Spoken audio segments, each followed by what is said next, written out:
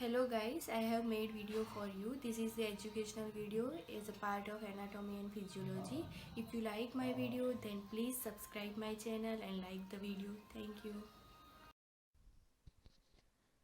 Hello guys, myself Shraddha Gajjar and today I am going to teach you about the endocrine system. This is the PPT for the just overview of the endocrine system. We will move for next slide. First, we will see the gland. What is the gland? The gland is an organ which produce and release substance that perform a specific function in the body. What is the gland? It is one organ and that produce as well as release some substance. That substance we can call the hormone, and hormone is very essential for the functioning in the body. Now we will see the definition of the gland.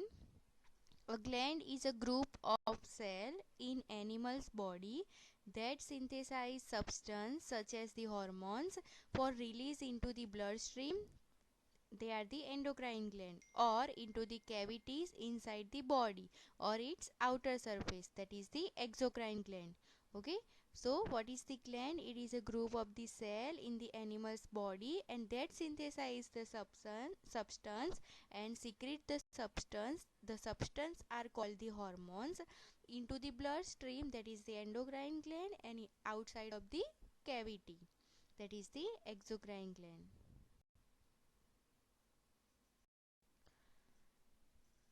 Now we will see the types of the gland. First classification, that is the depending on the method of the transportation of its secretion or transportation of the hormone. In that it categorized in three category. First one is a exocrine gland, second one is a endocrine gland, and third one is a heterocrine gland. You can see in the figure, first one is a exocrine, second one is a endocrine. What is exocrine and what is endocrine we will see in detail in next slide. Okay.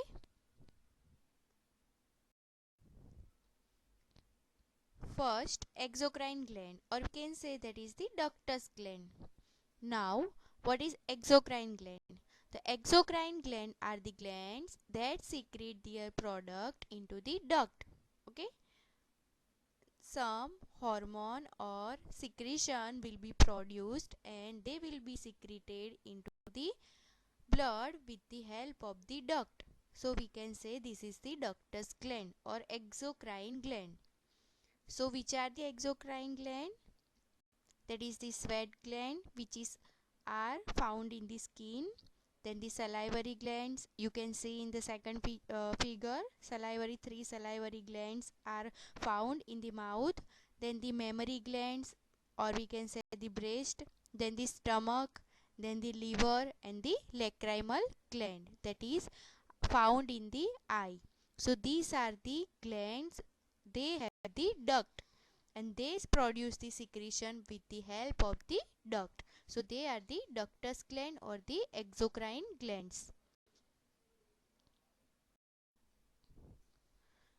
Now we will see the types of the exocrine glands and their function and the location. First one is a sweat gland. It is located at the skin. It is found on the skin, and what it produces, that is the sweat. Second one is a Cowper's gland. It is found on the base of the penis and it is produced the helpful for the pre-ejaculation. Then the mammary glands. It is found in the breast and it produces the milk. Then the Corbelli's gland. It is found on the surface of the esophagus and it secretes the mucus. Now other glands, that is the salivary gland. It is found in the oral cavity or the buccal cavity and they secrete the saliva. Then pancreas. Pancreas secrete the amylase, trypsin and lipase and it is very helpful for the digestion of the carbohydrate, protein and fats. Then the sebaceous gland. It secrete the sebum and it is located on the skin and in the ear. Then the lacrimal gland. It is found in the eye and you can see in the figure, last figure, the lacrimal gland. It produce and secrete the water to moisten the eye.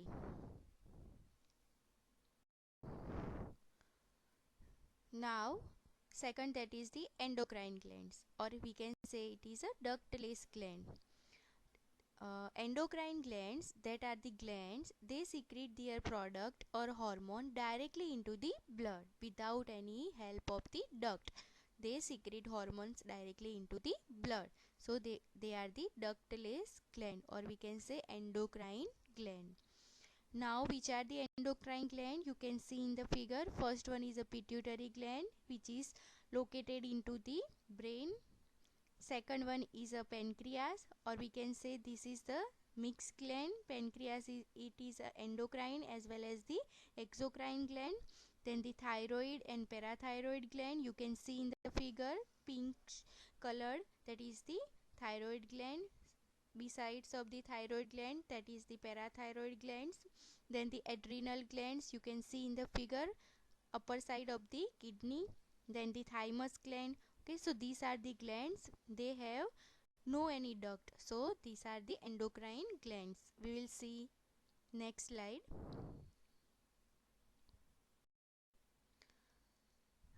It consists of the glands and group of the capillaries which facilitate diffusion of the hormones to the bloodstream. Okay, they are commonly referred as a ductless gland because they are secreted directly into the bloodstream. Now, third category, it is the heterocrine gland, or we can say the mixed gland. Okay, these are the, they have the both function, exocrine function as well as the endocrine function. So in our body there is two glands are there, they are the mixed, that is the liver and the pancreas. Now, second classification, that is the according to the structure. In that, they are categorized into the two category. First one is a simple gland, second one is a compound gland according to their structure. Now, what is the simple glands? Simple glands are those glands where duct are non-branched. Okay, they have no branches of the duct. While second, that is the compound gland. They have the glands, they have the duct, they are the branches. They have the branches. So they are having more branches, and simple they have the no any branches, only one branch. Now we will see in detail. First one is a simple gland.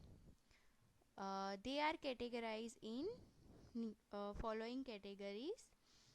First one is a tubular category, then the branch tubular, then the coil tubular, then the acinar, branch acinar, and the alveolar. So these are the simple glands. I have put the figure, you can see in the figure. First one is a tubular, okay, where secretory part is a tube like structure. Then the second, that is the branch tubular, where the secretory part is tubular and no and branched. Okay, simple tubular branch. Third one is a coiled tubular, means where the secretory part is tubular and the coiled. Okay, that's why it is called the coiled tubular. Next one is a acinar, where single main duct is there and secretory part is sac like structure. Okay, that is the acinar. Acinar means it is a sac like structure. Okay, round sac like structure. Then the branch acinar, where the secretory part is sac like and it has the branch, same like the branch tubular, same like the, they have no tubular structure but the sac like structure. Then the alveolar, where secretory part is flask shape. Okay, so in this type of the secretory part, that is the in shape of the flask.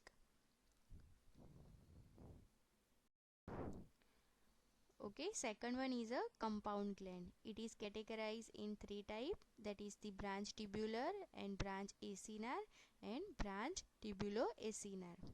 Now you can see in the figure tubular and the acinar. The first one is a branch tubular.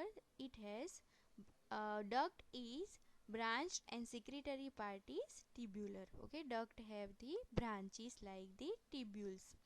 Second one is a branch acinar. The duct is branched and the secretory part is sac-like structure. Third one is a branch tubulo-acinar. In that the duct is branched and some secretory part are the tubular while others are the sac-like structure. Okay, that is the mixed structure. Now third category according to the mode of the secretion. Okay, it has three category, that is the merocrine gland, apocrine gland and the holocrine gland. In that merocrine, that is the no part of the cell is lost with the secretion, for example salivary glands. Second one is a apocrine. In that the top of the cell is lost with the secretion, for example mammary glands. While holocrine gland, in that the whole cell structure will be detached with the secretion, that is the sebaceous gland. So this type of the three function or three secretion mode of the secretion are there. Now we will see the general function of the hormone. In that the first main function, it is very helpful for the regulation in our body, for the regulation of the extracellular fluid, metabolism, biological clock, then the contraction of the cardiac and smooth muscle, then the glandular secretion into the body, and it helpful for the some immune functions. Also it is very helpful for the growth and development of our body, as well as it is helpful in the reproduction. So these are the general function of the hormones. So guys, this is the end of the topic. If you have any problem, any query, you can ask me. Thank you.